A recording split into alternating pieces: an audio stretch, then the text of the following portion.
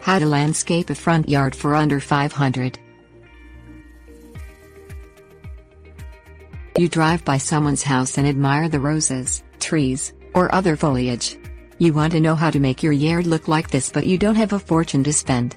Hiring a gardener is also out of the question. Here is how to landscape your front yard for less than $500. Plant grass seed in your front yard instead of using sod. This costs far less, about $150 for 6,250 square feet, and grass seed will take in a matter of just a few weeks. See resources below for an online grass seed store, or purchase locally at one on the supercenters or lawn and garden stores. Visit an online store, such as Michigan Lightbulb, to buy trees. Cost is $150 for 10 trees on average. Your local nursery will cost much more and not offer the variety. You may request a landscape catalog which tells you what trees should be planted in your area, as well as tips and guidelines for planting and care of the trees. Go to your local nursery to see what kind of flowering bushes are offered and what the prices are.